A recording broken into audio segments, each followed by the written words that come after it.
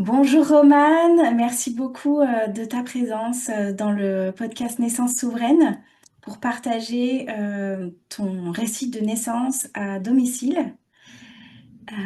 Est-ce que dans un premier temps, tu pourrais nous partager qui tu es, ce que tu proposes, voilà, ce qui te touche, ce qui te définit?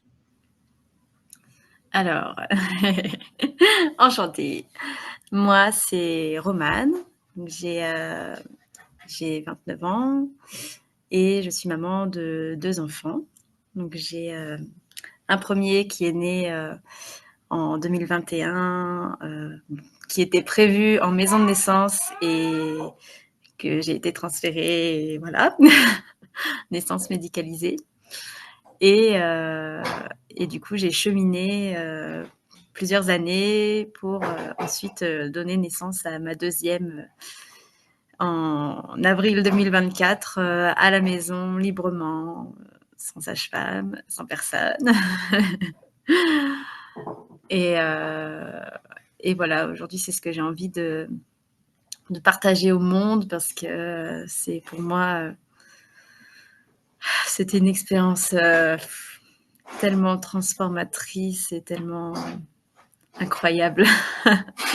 Et aujourd'hui, je me dis que c'était tellement simple et que mon rêve, c'est que toutes les femmes qui ont envie, parce que je pense que il y en a qui n'ont pas ces convictions-là, mais que toutes celles qui le veulent puissent le vivre parce que c'est tellement, ouais, c'est quelque chose de tellement riche en fait. Et on se dit que il y a quelques années, quelques centaines d'années, les femmes elles vivaient tout ça quelque part. Et, euh, et ouais, c'est vraiment quelque chose d'incroyable. Et j'en ai écrit un livre, du coup, qui sortira bientôt.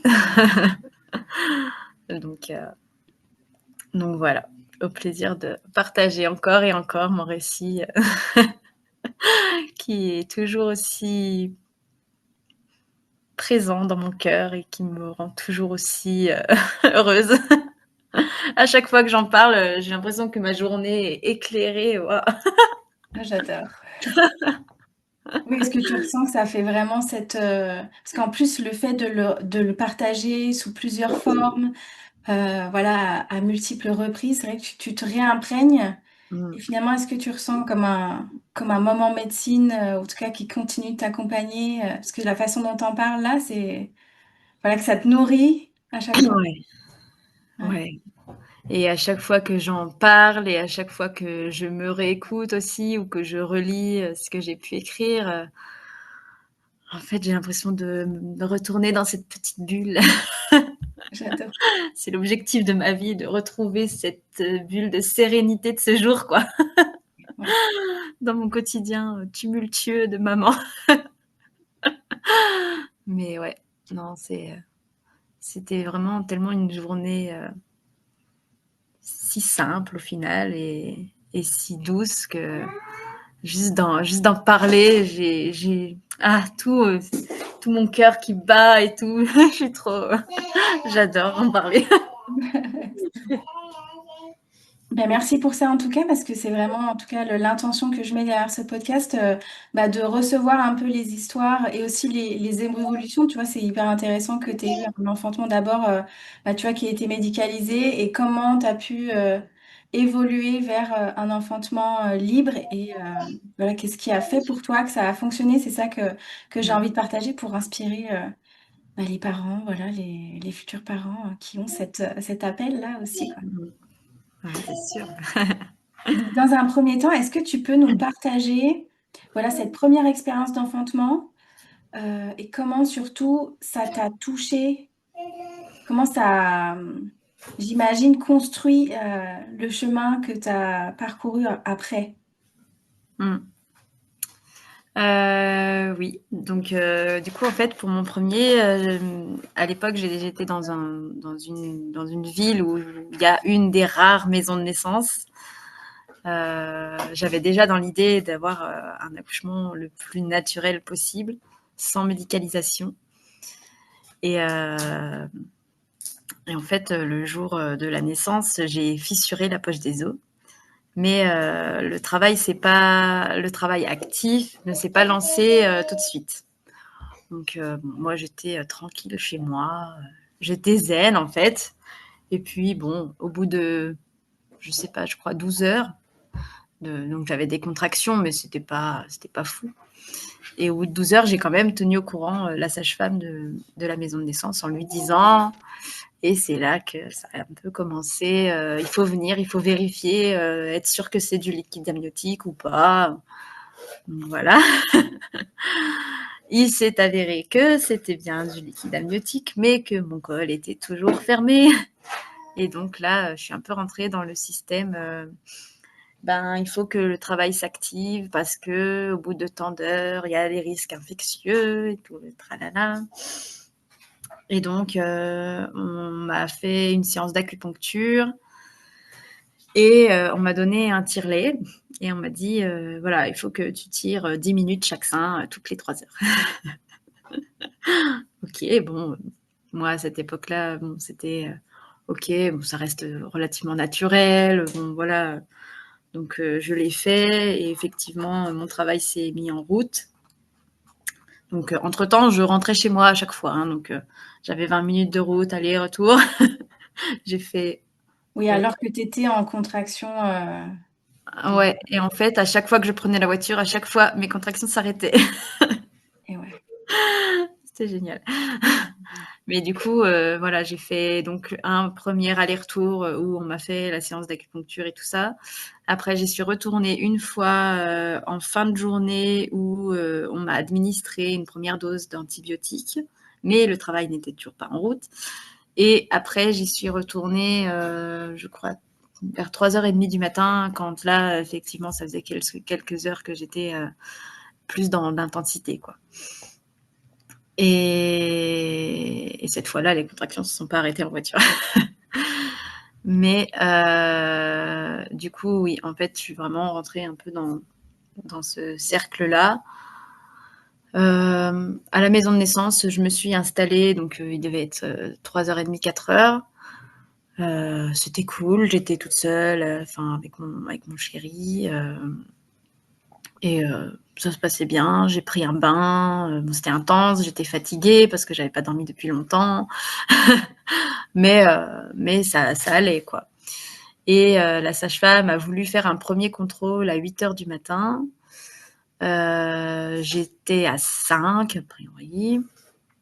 Donc bon, elle m'a dit ok, tout va bien. En fait, quand j'ai eu la première dose d'antibiotiques, j'avais un peu la pression de si le travail n'est pas en route avant 8h, c'est transfert immédiat. Donc moi, j'étais paniquée à 8h. Quand elle a fait un contrôle, je me suis dit, oh là là, ça se trouve, je vais être transférée tout de suite. Et du coup, elle m'a rassurée, elle m'a dit, non, c'est bon, c'est à 5, le travail est en route, ça se fait bien, quoi, donc tout va bien, il n'y a pas de transfert. Ok, cool. Après, j'ai continué, voilà. C'était relativement cool, hein. La sage-femme était très peu avec nous, elle venait de temps en temps faire juste écouter au Doppler le cœur. Mais bon, j'ai pas eu du tout de monito. C'était vraiment tranquille. Je naviguais dans ma chambre. Et elle a refait un contrôle à 10h. Elle m'a dit ça va. Elle m'a pas dit où j'en étais. Elle m'a dit que le bébé descendait bien. Et puis à midi, elle a refait un contrôle. Et là, elle m'a dit oulala, en fait, ton col il stagne, il bouge pas. Et Et ça. entre-temps, t'étais dans ta mobilité. Comment tu te sentais? Bah, en fait, oui, j'étais libre, hein, j'étais dans une chambre, donc j'avais une salle de bain, donc j'avais des toilettes, tout ça, j'allais souvent aux toilettes. J'avais une baignoire, donc j'ai pris pas mal de bains aussi, parce que c'est là où je me sentais bien. Et j'avais des suspensions, enfin j'avais plein de choses. Alors, j'ai essayé de me coucher, mais c'était pas possible, je tenais pas coucher, c'était insupportable, même sur le côté avec des coussins et tout. J'étais pas bien du tout, donc j'étais beaucoup. Les suspensions, ça m'a beaucoup aidé, juste de me lâcher complètement, d'avoir le corps complètement relâché vers le bas. Après, des fois, la sage-femme me proposait de changer un peu, de position parce que moi, mon instinct, c'était toujours de revenir à ma suspension parce que c'était comme ça que je me sentais le mieux pendant les vagues, quoi. Et bon, voilà. Et sinon, c'est dans le dernier bain que j'ai pris, du coup, avant ce contrôle de midi, j'avais l'impression que c'était tellement intense, ça s'arrêtait pas, il y avait quasiment pas de pause. Je vocalisais et tout, donc moi j'étais dans ma bulle, je dis ouais, bébé arrive bientôt. Et là, elle me dit, bah en fait, ton col il bouge pas, il se passe rien, donc eh ben il faut te transférer avec la péridurale et l'ocytocine de synthèse. Ok. Donc là, c'était la fin du monde pour moi. Clairement, j'ai pleuré tout ce que j'avais. En plus, j'ai ressenti vraiment un gros choc parce que on était dans le noir complet dans la chambre à la maison de naissance et du coup, il était 13h quand j'ai été transférée. Donc, il faisait grand jour. Donc, j'ai passé la chambre. Je suis arrivée dans un couloir blanc. C'était affreux. Et après, j'ai été bien accueillie quand même par la nouvelle sage-femme de la clinique qui m'a expliqué ce qui allait se passer. Elle a pris le temps de lire mon projet de naissance. J'avais quand même écrit un projet de naissance au cas où. Et voilà, elle a pris le temps de m'expliquer un peu tout. Elle m'a refait une séance d'acupuncture. Elle m'a donné de l'homéopathie. Enfin, voilà, elle était vraiment cool et à l'écoute. Mais malgré tout, bah, voilà, c'était quand même un transfert à l'hôpital, quoi. Vers 14h, j'ai l'anesthésiste qui est arrivé pour me poser cette fameuse péridurale qui était détestable. Et déjà, pour se faire piquer, c'était compliqué parce que entre deux contractions, c'est pas évident. Et puis derrière, en fait, la péridurale m'a complètement brûlé le dos. Et il m'a dit non, c'est pas possible, j'ai jamais entendu ça, c'est impossible que ça vous brûle le dos. Enfin, non, c'est pas possible. Ok. Super, moi c'est ce que je ressens. Mais voilà. Donc heureusement les sages-femmes étaient à l'écoute parce que du coup j'avais une sage-femme et il y avait une étudiante qui était avec elle de temps en temps. Elles m'ont apporté des pains de glace. Donc ensuite voilà, j'étais allongée sur ma table avec ma péridurale et mes pains de glace dans le dos. Et la grosse différence aussi, c'est que je suis passée à des contrôles tous les 3/4 d'heure. Où on me disait ça bouge pas, ça bouge pas, ça bouge pas. Et à un moment, on m'a dit bon là, le cœur de votre bébé, il est pas top, donc on va essayer de changer de position. On va passer sur le dos, on va se mettre sur le côté. Je dis, ok, bon, on va passer sur le côté. Ouf, ça a été mieux, mais il y a quand même eu un peu l'alerte. Ils ont dit à mon copain, monsieur, est-ce que au cas où vous êtes prêt à accompagner en césarienne? Comment dire? Moi, ça a été encore un bon gros coup de massue sur ma tête. Parce que moi, c'était niette. Non, je veux pas de césarienne, surtout pas de césarienne. Et donc, du coup, ça a été vraiment très dur à ce moment-là. Et en fait, je crois une demi-heure ou 3/4 d'heure après ça, au contrôle d'après, elle m'a dit là, ça y est, on est à 7-8. Et puis 1 heure après, j'étais à dilatation complète. Donc j'ai commencé à souffler, me dire ouf, je crois que ça va bien se passer. Et du coup, une fois que j'ai été à dilatation complète, elle m'a dit bon, maintenant on laisse le temps se faire, on voit comment ça évolue, pas de pression. Donc je suis restée tranquillement. Évidemment, j'étais toujours sur le côté, hein, je ne pouvais pas bouger parce que je ne sentais pas mes jambes. Et à un moment, j'ai jamais appuyé sur mon bouton pour doser la péridurale. Donc, j'ai eu juste la dose du départ à 14h et mon fils est né à 19h45. Donc, c'était très faible, on va dire. Et en fait, c'est moi qui a dit à mon copain appuie sur le bouton parce que en fait, je sentais que bébé descendait, quoi. Donc voilà, effectivement, c'est moi qui ai appelé la sage-femme pour lui dire, là, je crois que c'est le moment. Elle m'a proposé de me mettre dans la position que je voulais. Donc j'ai testé de me mettre à quatre pattes, mais ça allait pas. Et après, elle a baissé le bout de la table et elle m'a donné des suspensions et j'ai pu me mettre accroupie. Je pouvais m'asseoir entre chaque parce que je ne sentais pas mes jambes. Mais j'ai quand même réussi à me mettre accroupie et donc du coup mon bébé est né comme ça, accroupi. Donc déjà, je me suis dit, ouf, j'ai pu quand même accoucher dans une position physiologique malgré tout ce qu'il y avait autour, la péridurale et l'ocytocine et tout ça. Il est quand même né comme ça, je n'ai pas eu de déchirure.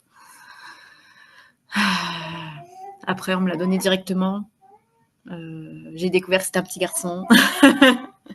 Donc, c'était quand même un moment chouette. Mais malgré tout, après, donc, en maison de naissance, j'étais censée rentrer chez moi tout de suite après la naissance. Là, j'ai été à la maternité. C'était en plein Covid. Donc, j'ai eu droit à mon petit PCR. Je venais d'accoucher, on m'a fait un PCR, là, comme ça. C'était pas prévu que vous soyez là. Ok.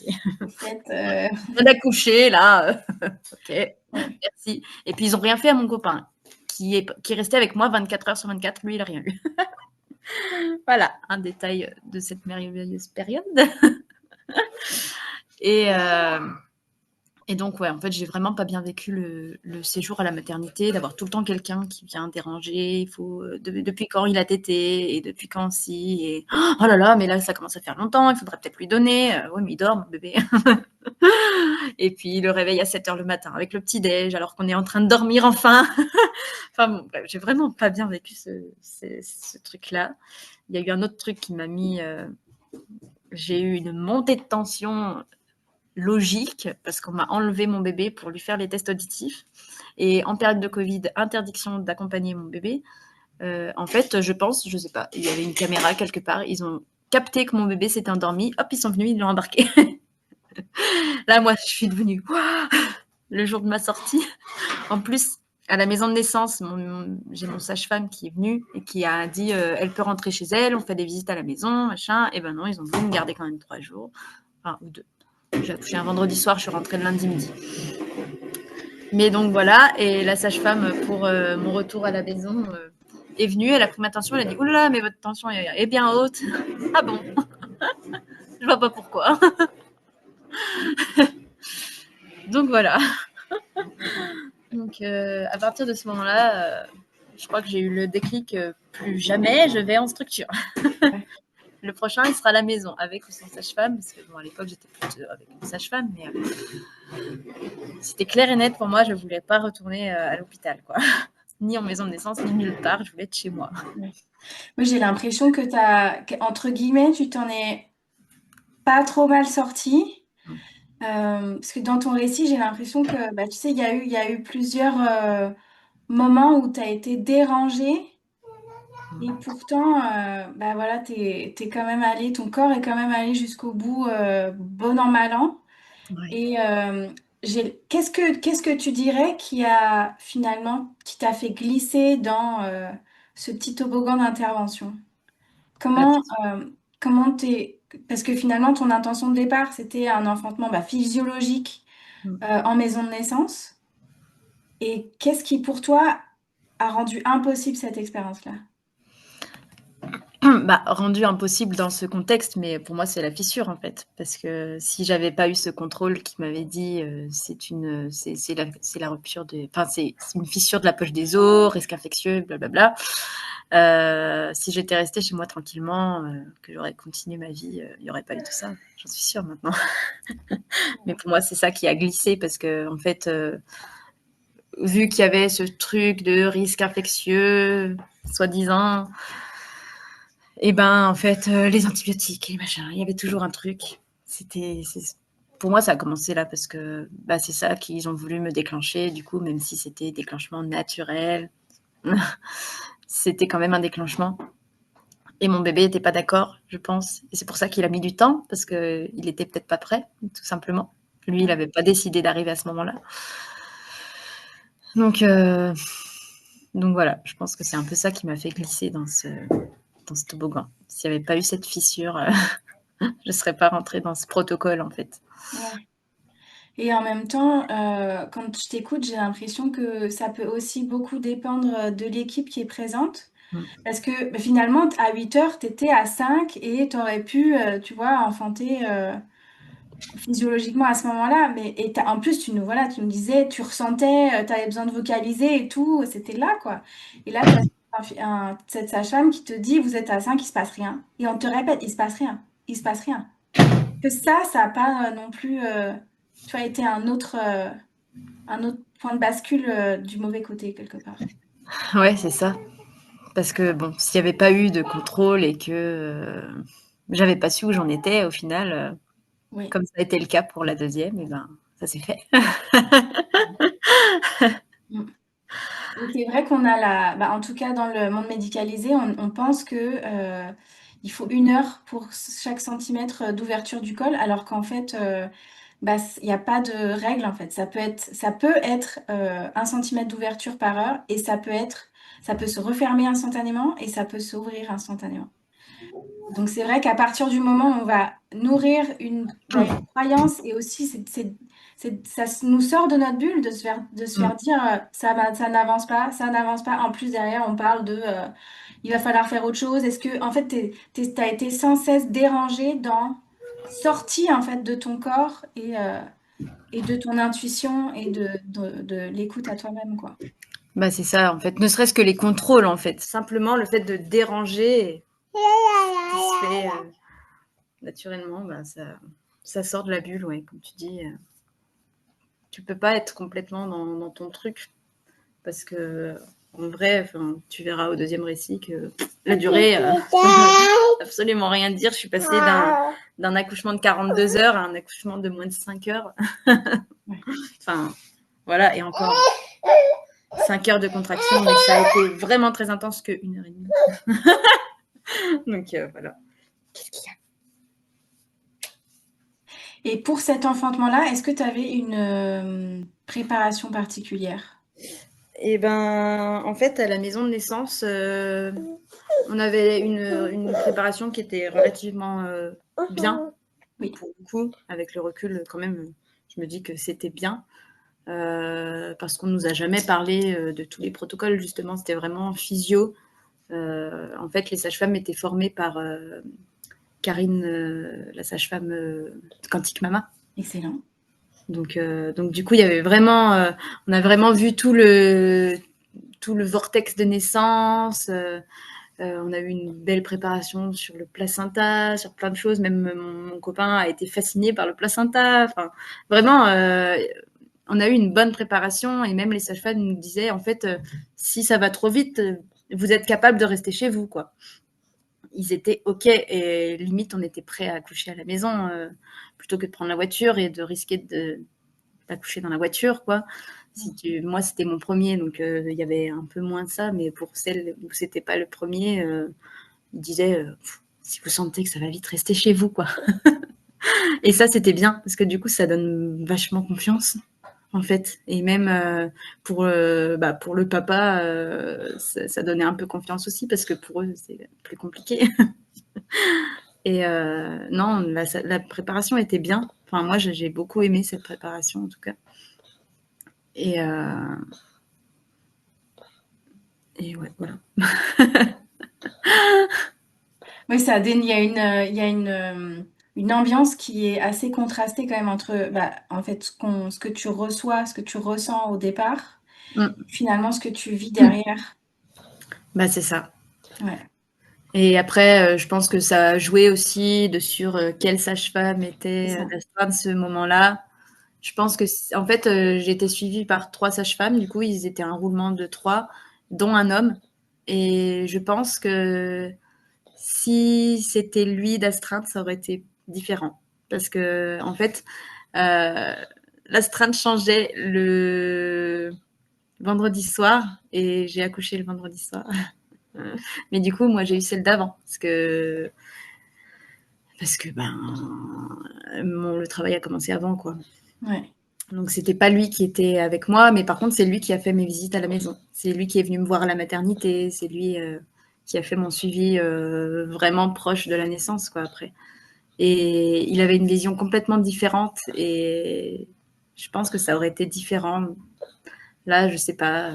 Peut-être qu'elle a été aussi surprise. Enfin, on sait pas. Hein, Oui. je sais pas. Et je vais pas. De toute façon, je vais pas le refaire. Mais voilà. Moi, le recul que j'ai eu, c'est que même lui me l'a dit, on aurait pu tester d'autres choses plutôt qu'un transfert. Ouais. Et en Je... même temps, est-ce que tu vois un cadeau à cette expérience-là? Ah bah carrément, Ouais. carrément. Je pense que si j'avais pas vécu ça, j'aurais pas vécu ce que j'ai vécu aujourd'hui non plus, quoi. Parce que justement, ça m'a ouvert à encore plus grand, à vivre encore mieux. Oui. Est-ce que tu sens que ça t'a donné une détermination et aussi une plus grande clarté peut-être de pourquoi l'enfantement physiologique, même du coup chez toi, est sans assistance, ouais. Mm. Bah ouais, moi en fait, je le prends vraiment comme un tremplin. J'ai mis du temps hein, à m'en remettre. Il m'a Ouais. fallu bien 1 an parce que j'étais quand même psychologiquement traumatisée. Euh, mais en fait, j'ai eu vraiment besoin de décortiquer tout ce que j'ai vécu. Pourquoi qu'est-ce qui aurait pu être différent. Et petit à petit, ça m'a aidé aussi à prendre confiance et à voir que ce que j'ai vécu, c'était pas forcément juste. Enfin, bon, voilà. Donc, ouais, je pense que ça a quand même été un tremplin. Hein. C'était. Elle se marre.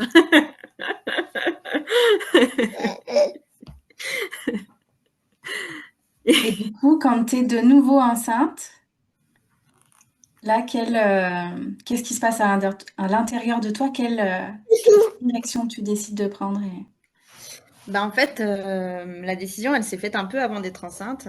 Parce que moi, j'avais déjà rencontré une sage-femme qui faisait les accouchements à domicile, là où j'habitais avant. Et donc, bon, voilà, si j'avais pas déménagé, j'aurais sûrement fait un accouchement avec une sage-femme. Mais j'ai déménagé à plus d'1 heure de la maternité. Et alors là, je me suis dit, moi, c'est niette. Je ne prends pas la voiture à 1 heure avec des contractions. Enfin, non. Donc, et comme les sages-femmes ne vont pas au-delà de 30 minutes, je crois, prends tout pour, 40. pour les de distance de la maternité, et ben ça s'est fait un peu naturellement, je dirais. Ok, ce sera sans sage-femme. Donc grossesse sans suivi et naissance sans sage-femme. Et en fait, pour moi, c'était une évidence. Ça a été plus compliqué avec mon copain qui, lui, a grandi dans un milieu médicalisé. Et pour lui, ça a été plus compliqué. Mais bon, il a décidé de me faire confiance. Et puis, au final, tout s'est bien passé. Voilà, mais ouais, pour moi, c'était une évidence, en fait. Je dis là, on est à la campagne, on est loin de l'hôpital. C'est l'idéal. Je peux même dire que c'est aller vite et que voilà, on m'embête pas. Au final, j'ai même pas eu besoin. J'ai toujours été honnête. Mais... Qu'est-ce qui a fait que tu passes, tu vois, d'une volonté d'enfanter en maison de naissance à l'ANA complètement, l'accouchement non assisté? Qu'est-ce qui te donne, tu sais, cette paix, parce on ressent vraiment une confiance, une simplicité à l'intérieur. Qu'est-ce qui t'a amené là? Je pense déjà de faire confiance à mon corps en fait. Je pense que j'avais vraiment envie de reconnecter à cette puissance qu'on a et que j'ai pas pu vivre pour le premier et que j'aurais voulu connaître aussi. Et puis peut-être quelque part aussi réparer quelque chose que j'avais vécu, que j'avais pas pu vivre avant. C'était un peu un tout. Et puis bon, j'ai toujours été aussi à l'écoute de mon corps et je voulais l'être encore plus jusqu'à la fin et vraiment faire confiance au processus naturel, quoi. Donc, c'était un peu, je pense, bout à bout, l'envie de faire ça vraiment naturellement, parce que même la grossesse, c'est de ne pas faire de suivi dans cette société, c'est pas commun. Et en même temps, je pense que dans un projet d'Anna, c'est juste le mieux, en fait, parce que on n'attend jamais de dire que quelqu'un nous dise votre bébé va bien, votre bébé fait tant, votre bébé est comme ci, comme ça. Là, tu es juste à l'écoute de ton corps et de te dire ok, je me connecte à mon bébé, si il se passe quelque chose, en fait, il va me le dire, ou je vais ressentir quelque chose, ou pas. Mais c'est ok, en fait, parce que c'était aussi, je pense, cette acceptation de bah, je décide de faire ça, donc bah, je prends la responsabilité aussi de bah, il se passe ce qui se passe. Oui, il y a vraiment un accueil Mm. de ce qui doit se produire en fait. Est-ce que tu Mm. étais prête du coup à éventuellement à le perdre ou pas? Est-ce que ça t'avait traversé l'esprit ça? Ouais, ouais. Et à ce moment-là, j'ai eu une doula et on en a parlé aussi. Et notamment au rendez-vous, on a eu un rendez-vous avec le papa et ça faisait partie, en fait, est-ce que on prend cette responsabilité totale de, on ne sait pas ce qui va se passer. En fait, il y a effectivement la mort qui est à la porte tout le temps, que ce soit le bébé, que ce soit la maman, que ce soit les deux. En fait, on ne sait rien. Et voilà, c'était accueillir ça. Alors, si j'avais ressenti le besoin, j'étais aussi ouverte à me dire, j'appelle les secours. Enfin, voilà, c'était pas non plus la porte fermée. Mais c'était vraiment m'écouter moi et en même temps, maintenant, je me dis que si mon bébé avait dû mourir, j'aurais pas voulu qu'on me l'enlève à l'hôpital, quoi. Parce qu'à l'hôpital, c'est ça, ils embarquent le bébé. Et... Enfin, déjà là, dans les conditions où elle est née, on me l'aurait enlevé. Donc voilà, je me dis, c'est. Mais oui, c'est un sujet où beaucoup de personnes nous disent oh là là, mais t'es Ouais. inconsciente en fait. Ouais. Alors que pour moi, justement, c'est la vraie conscience de se dire j'accueille ce qui est parce que c'est la vie. Ouais. Là, moi, je vois vraiment, justement, un accueil de la vie dans son intégralité, autant voilà, dans ce qu'on a envie de vivre que ce qui va être éprouvant potentiellement à traverser, quoi. Bah, c'est ça. Et mon copain, par exemple, il avait peur, lui, que ce soit à nouveau long. Parce que il a vu ce que j'ai vécu pour le premier et il s'est dit oh là là, si c'est long, comment je vais réagir moi? Et lui, il avait peur de justement me détruire mon projet parce que lui, il serait dans la peur. Et au final, il a pris la décision de se mettre à l'écart pendant que le travail avec mon fils. Donc, comme ça, en fait, j'étais tranquille. Mais du coup, ça faisait partie de ses peurs aussi à lui, de oh là là, comment je vais réagir moi, en fait, si je la vois, qui ça dure longtemps et que je la vois pas bien, comment je vais réagir? Et, et du coup, voilà, c'était. Je pense que c'est un tout, en fait, hein, de préparation de tout le monde. Comment tu l'as vécu, en fait, cette naissance par rapport à ton partenaire? Parce que du coup, est-ce que tu t'es retrouvée finalement seule à faire la traversée? Est-ce que tu as ressenti ça? Ou est-ce que il y a juste un accueil complet, voilà, que lui puisse aussi se permettre ce dont il avait besoin sur l'instant? En fait, moi, j'avais besoin d'être seule. Yes. Parce que même pour le premier, en fait, quand j'étais à la maison de naissance, j'avais tendance à me mettre à l'écart. J'allais aux toilettes ou j'allais dans le bain et lui restait au lit, un peu écarté. Je lui ai jamais demandé d'être là, les massages et tout ça.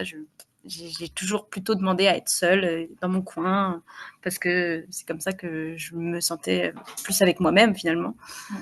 Ouais. Donc ça s'est fait naturellement comme ça. Et puis bon, moi, le jour J, en fait, mon fils était un peu, je le raconterai dans le récit de naissance, mais mon fils était un peu perturbé, mes contractions, donc il était là, maman, je t'aime fort, est-ce que ça va?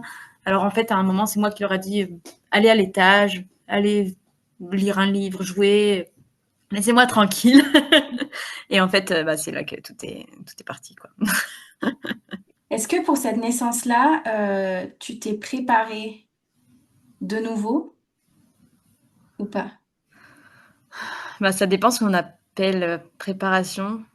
J'ai eu du coup un suivi avec ma doula qui a été présente aussi à la naissance. Mais je dirais que ça a été beaucoup plus du travail sur les croyances et la confiance plutôt que de la préparation théorique, on va dire. C'était plus un travail émotionnel, tout ça. Donc oui, il y a eu une certaine préparation, mais c'était en dehors de la théorie, on va dire. C'était plus vraiment travailler sur les émotions, sur effectivement les notions de responsabilité, de confiance, des croyances, des peurs, de tout ça. Puis aller chercher aussi des fois dans le transgénérationnel, enfin toutes ces choses-là, parce que moi je suis issue d'une césarienne, donc Comment tu as exploré ça? Quels ont été tes outils? de quoi Bah, de ce nettoyage en fait émotionnel. Je dirais beaucoup parler en fait. Ouais. Parler. Juste libérer la parole. Il y a eu aussi de la danse. Ma doula, du coup, qui est aussi photographe, on a fait une séance photo tu vois, sur mon compte Instagram dans la neige. En fait, c'était pas une séance photo posée, c'était vraiment de la danse. Et le but, c'était justement de laisser le corps exprimer tout ce qu'il avait à exprimer. Oula. Je crois que la séance a duré 3 heures et il m'a fallu au moins 1 heure et demie, 2 heures pour réussir vraiment à me lâcher parce que j'étais dans le mental. Je suis très mentale, on dirait pas, mais je suis très mentale. Et du coup, alors que j'adore danser, parce que la danse, c'est vraiment, j'adore. Et il m'a fallu du temps pour vraiment me lâcher. Et en fait, ça m'a vraiment aidé. Et je pense qu'à partir de ce moment-là, j'ai eu vraiment le déclic aussi de, OK, mon corps, c'est OK, quoi. Mon corps, il saura faire, mon bébé, tout est OK. Et en plus, bon, j'ai vraiment beaucoup senti bouger et tout. Donc, je pense qu'à ce moment-là, j'ai vraiment connecté avec les sensations de mon corps et j'en suis ressortie vraiment confiante. Est-ce que c'est ça qui t'a permis facilement de, tu vois, de sentir ta bulle, de plonger dedans et de la maintenir tout le long de ton deuxième enfantement, ou c'est quelque chose finalement qui est qui a été assez naturel pour toi dans le cadre de l'enfantement? Bah, je pense que ça a été assez naturel. Après, j'avais aussi fait de la sophro. Mais alors, le jour J, j'ai pas du tout pensé à faire des respirations particulières. Ce qui m'a beaucoup porté aussi, c'est une musique. J'ai tout mon dernier mois de grossesse, je mettais très régulièrement, c'était une musique de 7 heures, une fréquence, en fait, une Oui. fréquence. Et, et du coup, quand j'ai commencé le travail, on a mis cette musique et elle nous a porté toute la journée, du coup. C'est Et je bien. pense que ça m'a aidé aussi à me reconnecter à le calme, vraiment, ouais, le calme intérieur, parce que Ouais. j'étais ultra calme. Et je pense que la musique, ça m'a pas mal aidée parce que aussi j'avais fait ce travail d'un peu d'ancrage, de la mettre un peu tous les jours. Ouais. Et du coup, ça crée vraiment une ambiance, une bulle, quoi. Ouais. Est-ce que tu peux nous partager maintenant bah, ce récit d'enfantement justement? Comment ça s'est passé? Comment t'as traversé l'expérience? Oui. Et ben, en fait, la veille de la naissance, le soir, je me suis couchée et j'ai eu enfin, en fait, tout mon dernier mois, j'avais un peu des contractions, mais bon, c'était vraiment juste le ventre qui se serrait. Et ce soir-là, je me suis couchée et j'ai eu une contraction un peu bizarre. Elle n'était pas douloureuse, mais j'ai fait une photo parce que vraiment mon ventre avait une forme chelou. En fait, j'ai envoyé la photo à ma maman et je lui ai dit que la sensation que j'avais, c'est que j'avais des fesses, des fesses en hauteur là comme ça, et tout le bas de mon ventre était vide. Ça faisait vraiment un truc comme ça, et puis, mais vraiment au milieu du ventre, quoi. Tout le bas du ventre, au niveau de l'os du pubis et tout, ça faisait un trou. J'ai l'impression vraiment une position, les fesses en l'air et la tête engagée et tout. C'était bizarre. Mais bon, voilà, je me suis couchée. Je me dis, bon, alors, je me suis fait mon petit planning. Demain, je vais aller me promener avec mon fils, profiter de ces derniers jours ensemble, tranquille. Voilà. Bon, je me suis couchée, je me suis endormie. Et j'étais réveillée, je sais même plus, vers 4 heures du matin, je crois, par une contraction un peu plus douloureuse. Et bon, je suis restée au lit. Je me suis peut-être levée pour faire un pipi, mais voilà, je suis restée au lit tranquillement. Et puis vers 6h30, je me suis dit, bon, je vais aller me faire une bouillotte. Alors je suis allée faire bouillir de l'eau, machin. Mais bon, ça restait tranquille, hein. C'était des contractions, mais c'était pas transcendant, quoi. Puisque je pouvais rester couchée. Donc après, je suis remontée avec ma bouillotte, je me suis remis au lit avec ma bouillotte. Je commençais à me mettre un peu à quatre pattes quand même pendant les contractions, parce que bon, ça commençait à tirer un peu quand même, quoi. Et puis mon fils s'est réveillé vers 7h30 et il m'a réclamé à téter. Donc j'ai dit ok. Et puis je l'ai arrêté tout de suite parce qu'en fait ça m'a déclenché plus des contractions fortes. Donc je lui ai expliqué, il a compris. Et puis lui, sa première réaction, il a regardé mon ventre, il m'a dit mais il est toujours là le bébé? Il n'est pas encore sorti? Il est toujours là? Ah oui, il est toujours là. Et en fait, depuis plusieurs jours déjà, tous les matins, il me disait mais il arrive quand bébé? Il est toujours là? Il est toujours dans ton ventre? Donc lui, je sentais déjà, ça le travaillait un peu. Et donc j'ai arrêté la tétée et je l'ai pris dans mes bras à la place, on a fait un câlin et puis après on est descendu prendre le petit déj et mon copain partait travailler à 8h. Donc je lui ai dit tu gardes ton téléphone, on sait jamais. Mais moi, dans ma tête, j'étais, ça peut durer comme ça plusieurs jours. Hein. Donc, je m'étais dit, allez, je crois même que j'ai envoyé un message à Madoula en lui disant, tout va bien, je prévois de faire un gâteau avec mon fils tranquillement, une journée pour profiter, faire le plein d'ocytocine. Et puis, il est parti travailler et à 8h30, je l'ai rappelé. Je lui ai dit, bon, je pense qu'il faut que tu rentres. Parce que, pas que c'était difficile pour moi, mais mon fils était quand même, maman, pourquoi tu te mets comme ça? Est-ce que ça va? Est-ce que tu as mal? Il était un peu perturbé. Donc, je lui ai dit de rentrer pour s'occuper de mon fils, quoi. Et donc, il est arrivé vers, je dirais, 9h moins 10. Et Madoula a vu mes messages à ce moment-là. Je lui avais écrit depuis longtemps. Mais elle a vu qu'à ce moment-là, parce que je sais pas, elle n'avait pas tilté. Et elle m'a appelée, elle me dit ça va est-ce que tu veux que je vienne?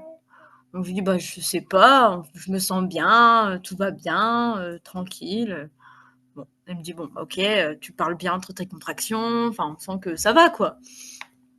Elle me dit je vais poser les enfants et puis je pars. Elle avait 1 heure de route. Et du coup, à 9h30, elle me dit qu'elle part. Donc nous, entre-temps, j'avais prévu une piscine. Donc on a gonflé la piscine, on a fermé les volets, j'ai mis ma musique, j'avais installé une écharpe pour mes suspensions à mes escaliers. Bon voilà, on a créé le petit cocon parce que c'était en plein jour, hein, donc on avait tout bien fermé. En plus, c'était un jour où il faisait chaud, soleil, donc je suis plein sud, il y a du soleil quoi. On a fait le petit cocon et tout. Donc à 9h30, elle part. Je pense que c'est à ce moment-là que ça a commencé à vraiment plus s'intensifier parce que j'ai senti que les contractions étaient plus dans mon bassin déjà. C'était pas la même sensation. Et puis du coup, mon fils commençait aussi à me dire maman, maman, je t'aime fort, maman, est-ce que ça va?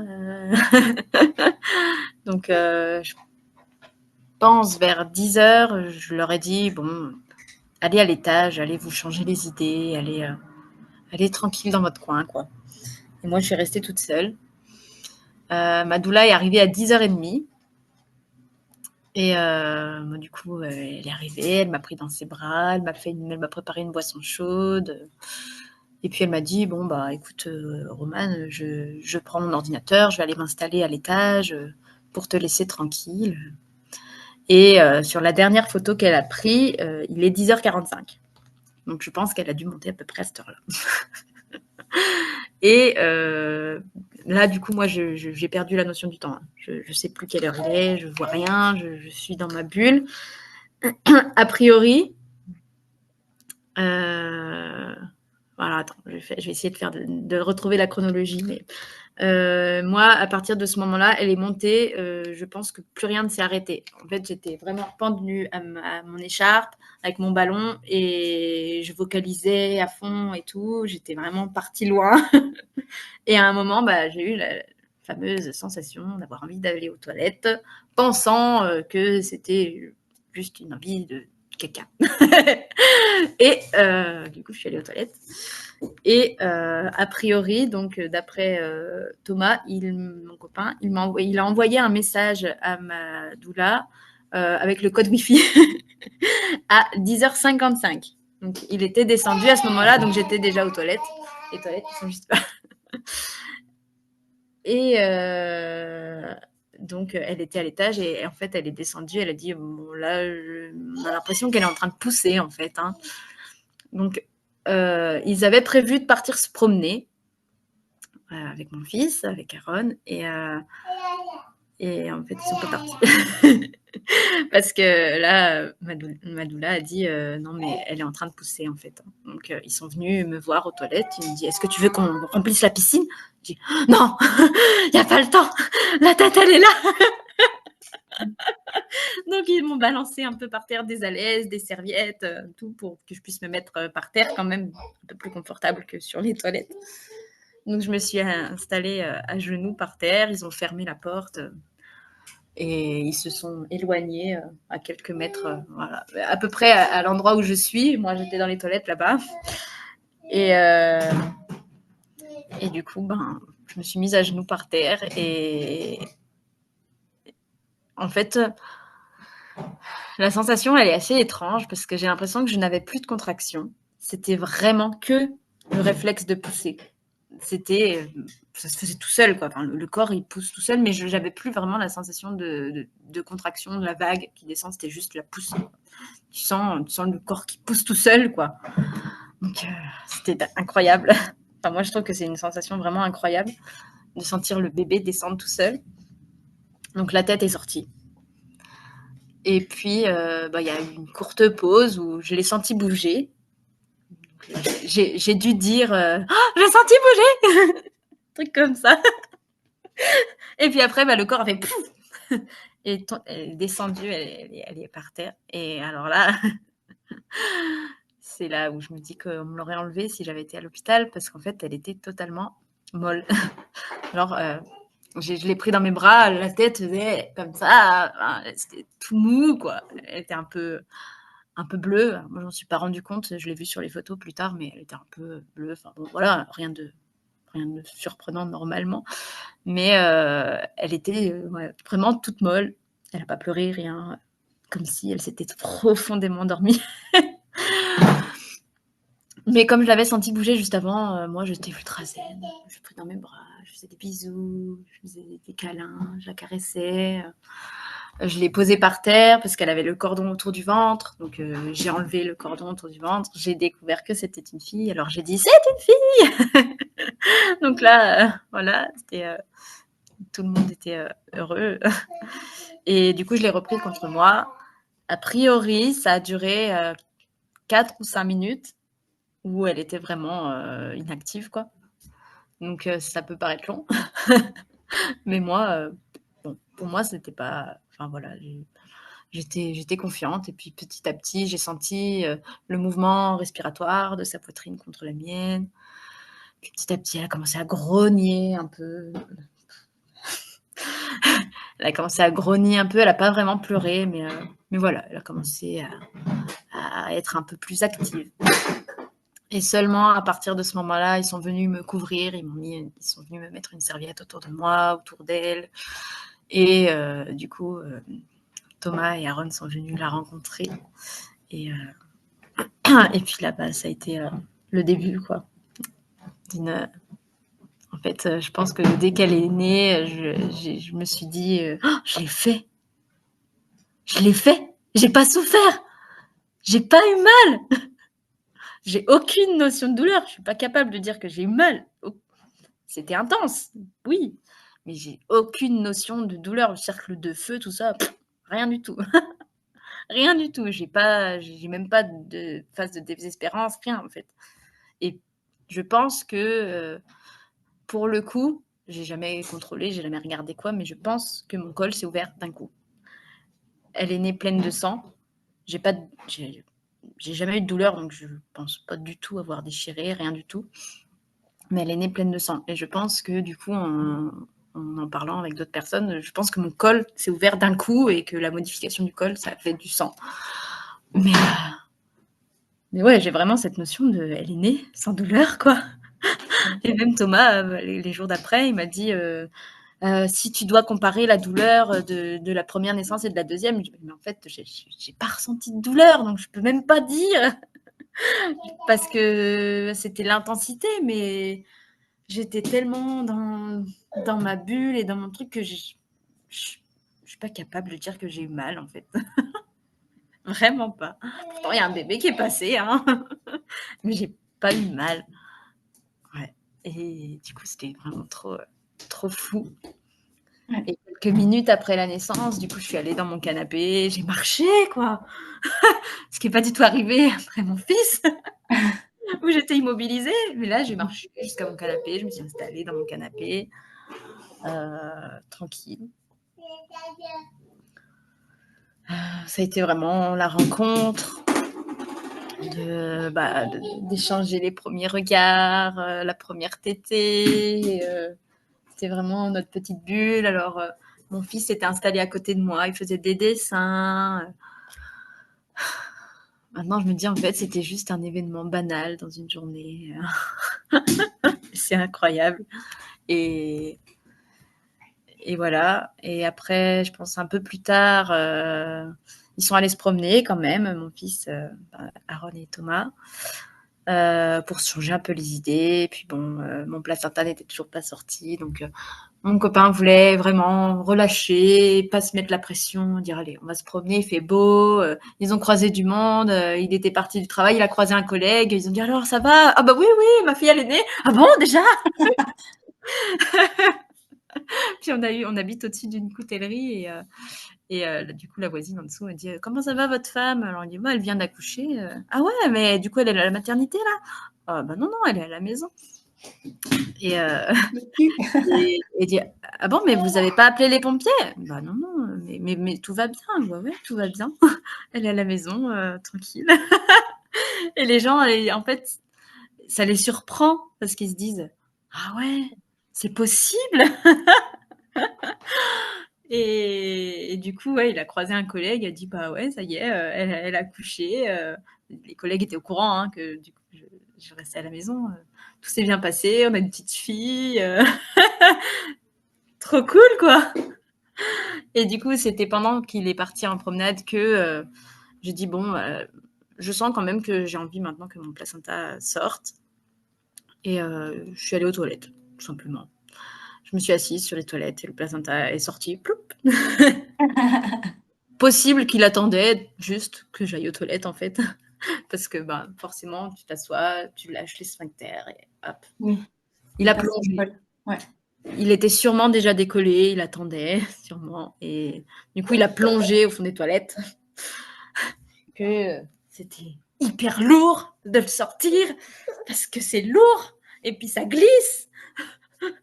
Forcément, un cordon, c'est tout gluant. Donc ça glisse et puis du coup, je n'ai pas coupé le cordon, donc ma fille était toujours accrochée. Donc voilà. Et, donc on l'a récupéré au fond des toilettes et on l'a mis dans un saladier le temps comme ça, voilà. Qu'est-ce qu'il y a? Et après, je suis retournée dans mon canapé et j'ai mangé tranquille, quoi. J'ai continué ma journée. Et donc, quand ils sont revenus et que j'ai dit, ça y est, le placenta est là, tout est OK, on n'avait rien annoncé à personne encore. Ma mère a envoyé un message à Thomas en lui disant, est-ce que tout va bien? Parce que je lui avais rien dit. Et le matin, je pense à 9h, je lui avais envoyé une photo de mon ventre et tout, sans imaginer que 2 heures plus tard, ma fille serait née. Et elle a été choquée parce qu'elle s'attendait pas à ce qu'elle soit déjà née, quoi. Elle dit, ah ouais, déjà? Elle est née à 11h, mais ça fait déjà un moment, quoi. Donc voilà. Il a commencé à appeler un peu sa famille pour annoncer, qui n'était pas au courant que j'allais accoucher à la maison. Personne n'était au courant à part ma mère. donc voilà.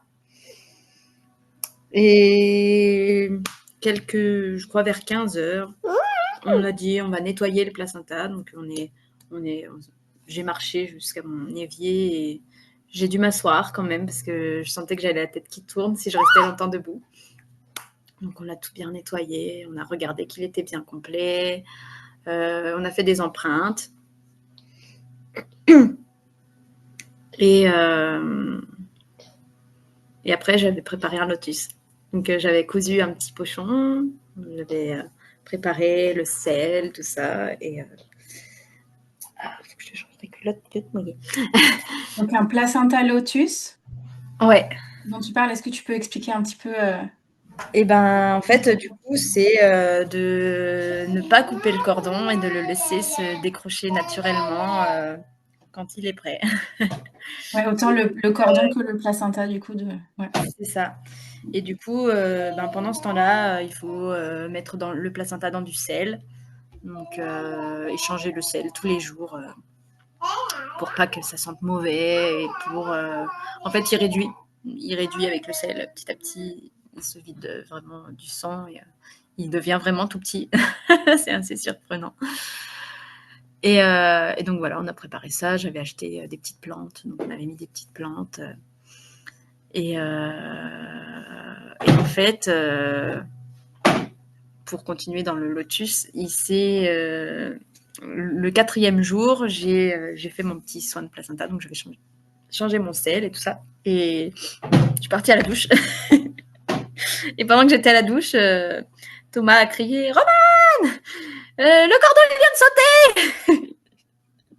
Ah, quoi? Et là, mon fils est venu me voir, il me dit « Ah, le cordon, il s'est décroché !»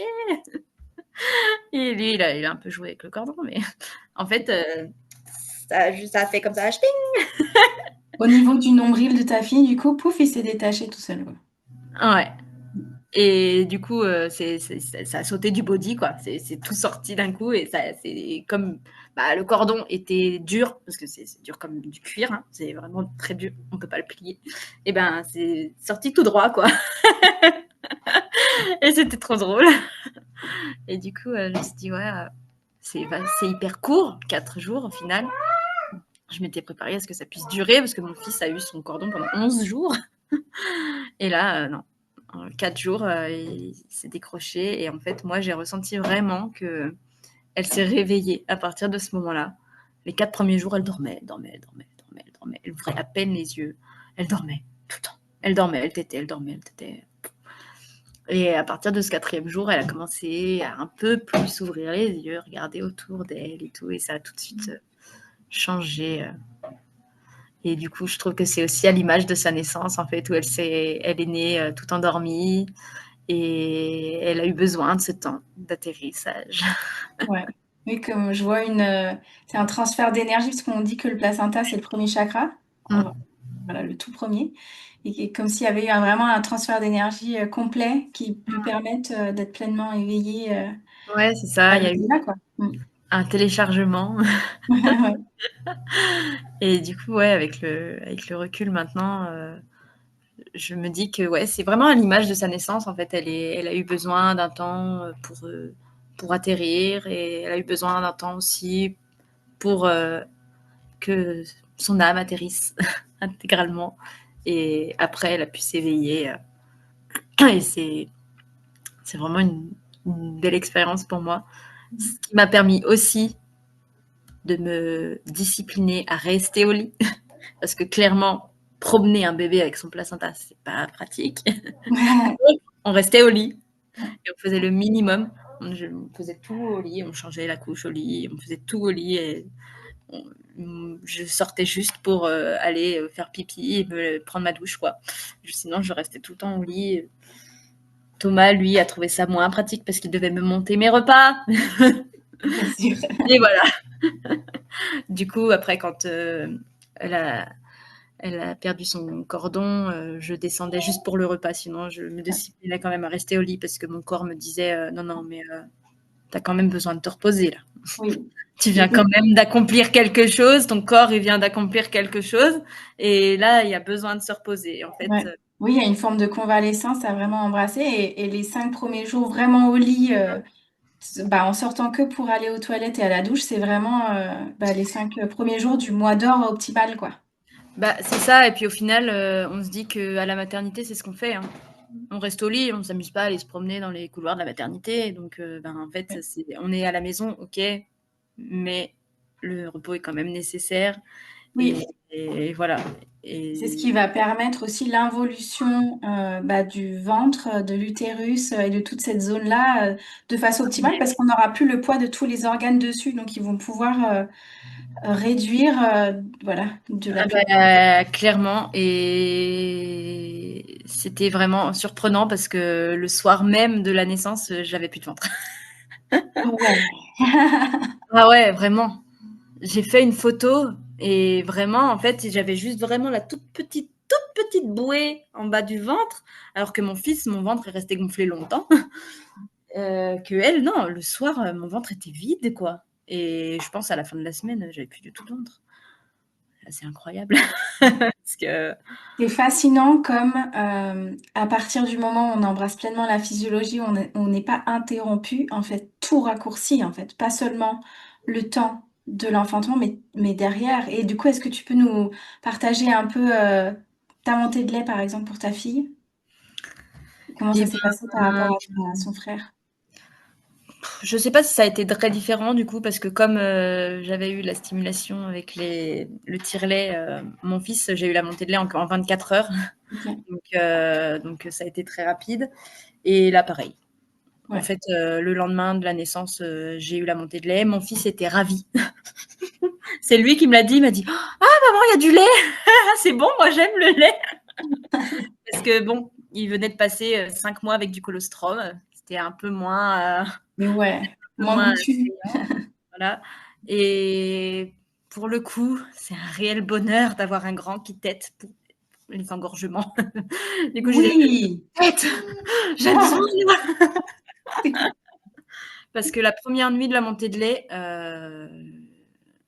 je pouvais même pas me tourner dans mon lit tellement c'était tendu, tellement j'avais mal, tellement c'était Ouais, tendu. Puis elle n'avait pas la succion suffisamment forte pour bien tout désengorger. Donc pour le coup, c'était vraiment royal d'avoir le grand qui désengorgeait.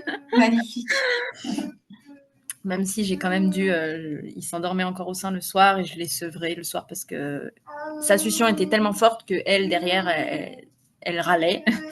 Donc même si après, quand la lactation est bien installée, il y a plus ce problème-là, mais les premiers jours c'était un peu compliqué, quoi.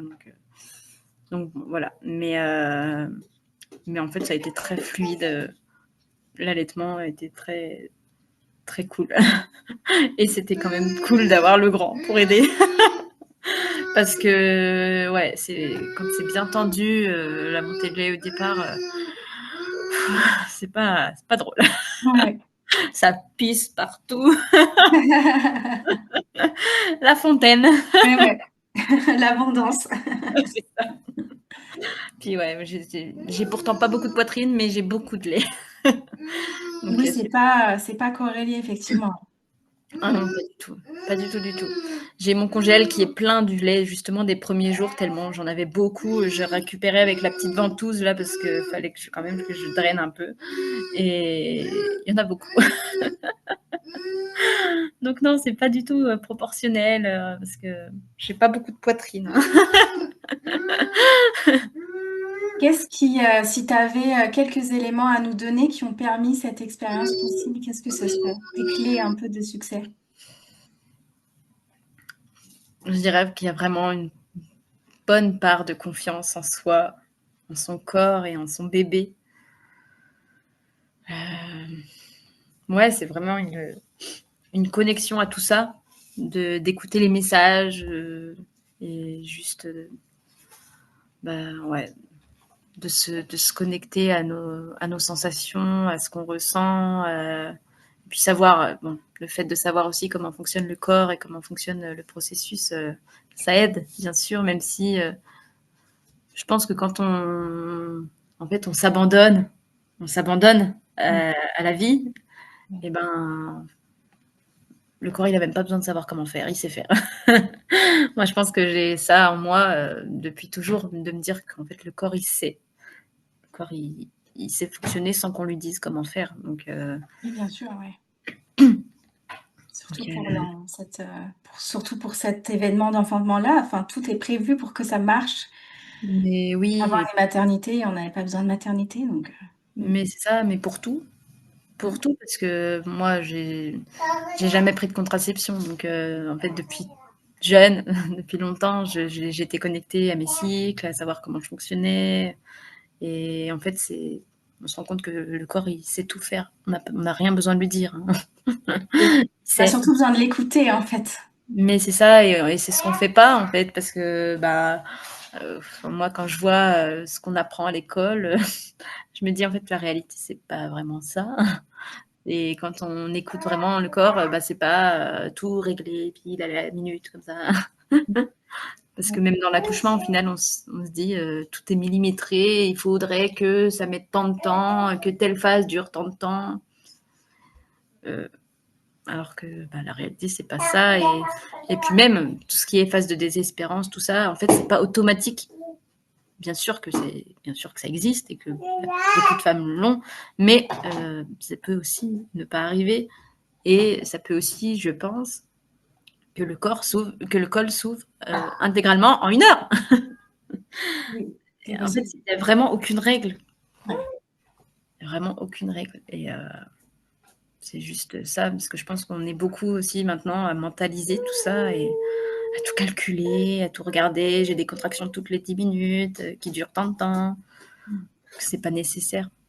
Non, et c'est ça potentiellement qui nous détache de cette pleine connexion avec le ressenti. Mm.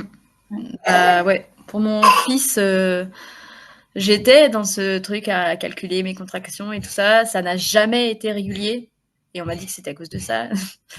Mais ça n'a jamais été régulier. J'ai jamais eu des contractions toutes les 5 minutes, toutes les 3 minutes, tous les machins. Ça a toujours été le désordre. Ça n'a jamais été vraiment très, très précis. Alors, pour elle, je ne sais pas, puisque je n'ai pas calculé. Je savais à peu près que ça revenait régulièrement, mais je ne me suis pas trop attardée sur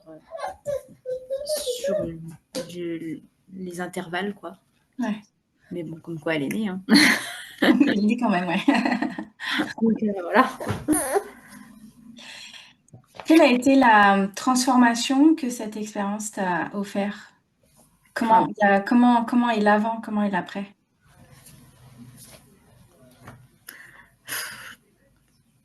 je pense que c'est 2 personnes différentes. Il y a Romane d'avant, Romane pendant, Romane après, et la Romane d'après, je sais toujours pas ce qu'elle est encore pleinement. Ça continue, ça continue. Ouais, la transformation, c'est vraiment pour moi un très grand sujet parce que on est transformé dans tous les cas quand on devient maman, peu importe l'accouchement, mais en fait quand on touche je sais pas moi, c'est cette puissance brute, bah, on me dit tout est possible. C'est ouais. moi, je ressens vraiment qu'il y a un avant, un après, un pendant. Il y a vraiment quelque chose d'hyper puissant qui s'est passé. Et même, je vois aussi des différences dans les relations. Entre la relation que j'ai avec elle, la relation que j'ai avec mon fils, il y a plein de choses qui sont très différentes. Il y a plein de choses qui sont différentes et chouettes, et c'est très fluide en fait. Je pense que ne serait-ce qu'entre nous, il y a quelque chose qui s'est tissé hyper fort avec cette naissance et avec le fait d'avoir aussi respecté son temps qu'elle a eu besoin pour arriver, de ne pas l'avoir martyrisé. En fait, moi, maintenant, je me dis que ça me traumatise quand je vois des images où ils prennent les bébés, ils les mettent les pieds en l'air, là, ils les tapent, ou ils les frottent dans tous les sens. Je me dis, en fait, moi, on me l'aurait enlevé, ils auraient coupé son cordon, ils me l'auraient emmené. Je ne sais même pas ce qu'ils lui auraient fait, alors qu'il n'y avait pas besoin. Et justement, surtout pas couper le cordon, parce que c'était son moyen de respirer, d'avoir son oxygène encore. Donc, alors qu'à l'hôpital, ils coupent vite, ils n'auraient même pas réfléchi. Si elle serait arrivée comme ça, ils se seraient dit, elle est morte. Je me dis, c'est horrible. Que là, elle aussi, elle a eu l'autorisation d'avoir ce temps où elle était entre deux mondes, quoi. Oui. Parce que eux aussi, ils traversent quelque chose. Hein. La naissance pour un bébé, c'est quand même dingue de passer d'un milieu aquatique tout serré, tout contre maman à l'intérieur, tout serré, parce que vraiment, c'est très serré quand on voit la taille du bébé à la sortie. On dit waouh, ça tenait dans mon ventre, ça. Donc, ils passent quand même de deux milieux ultra différents. C'est intense une naissance pour un bébé aussi, Ouais. que pour la maman. Donc voilà, je trouve que même pour un bébé, c'est beau d'offrir ça. Et mon fils a beaucoup aimé aussi vivre. C'est la naissance de sa sœur. Ouais. Parce que lui, ça le traumatisait. Il voulait pas que je parte. Il me disait souvent, mais maman, tu vas pas partir. Maman, t'es sûre tu vas rester là. Moi, je veux que le bébé, il arrive là et que tu partes pas. Il avait peur d'une séparation, quoi. Ouais. Et du coup, il n'y a pas eu. Il a tout vu et il est trop heureux. Lui, il est fier d'en parler et il adore regarder les photos. Il m'a posé plein de questions. Il m'en pose plus trop maintenant, mais les premiers mois, il me posait plein de questions. Il a été fasciné par le placenta. Et là, il n'y a pas si longtemps, on a enterré, c'est 1 an, on a enterré le placenta dans le jardin de ma maman. Et avec un petit arbre. Et même lui, il me dit, mais moi aussi, je voudrais mon arbre. J'ai pas ton placenta, mais on te plantera quand même ton arbre. On pensera à ton placenta.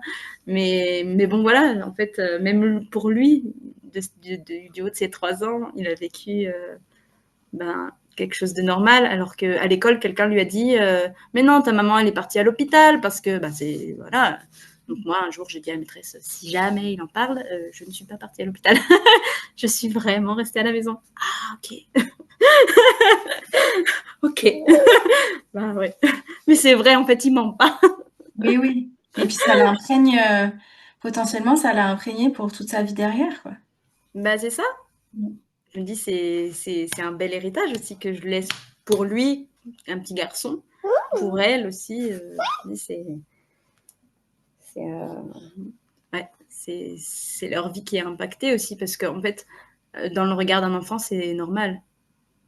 Parce qu'eux, ils n'ont pas toutes les injonctions de la société. Ouais, non, ouais. Donc c'est pour ça, après, ils me disaient, mais maman, toi, t'es née à l'hôpital, papa, il est né à l'hôpital, mamie, elle est née à l'hôpital, mais Elsa, elle est née à la maison. Et oui, c'est l'ouverture des possibles. C'est ça. Et je voulais te demander comment s'est passée la reconnaissance de votre fille en mairie? Parce que c'est le sujet un peu brûlant pour les ANA. Comment vous l'avez vécu? La déclaration de naissance. Ouais. En fait, on avait un peu tâté le terrain. Donc, on était allé les voir avant. Moi, j'étais allée les voir. On avait fait la reconnaissance anticipée parce qu'on n'est pas mariés. Donc, ils m'avaient vue enceinte, tout ça.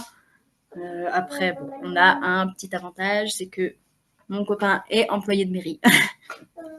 Donc, il est connu, voilà, et on s'était toujours dit, ils vont pas nous embêter. Ils vont pas embêter leur employé, quoi.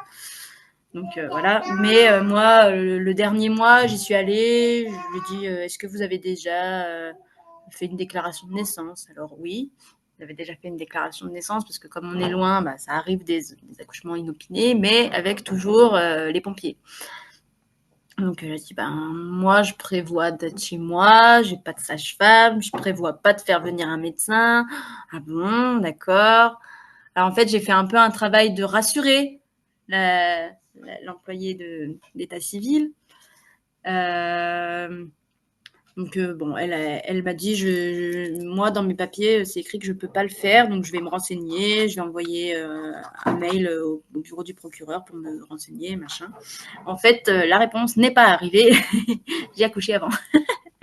Et du coup, bah, le jour de la naissance, elle a appelé le bureau du procureur qui lui a dit, bah, c'est ok, vous pouvez faire la déclaration tant que tout est ok. Enfin voilà, il n'y a pas de raison. On avait rempli un peu un formulaire pour faire un peu officiel.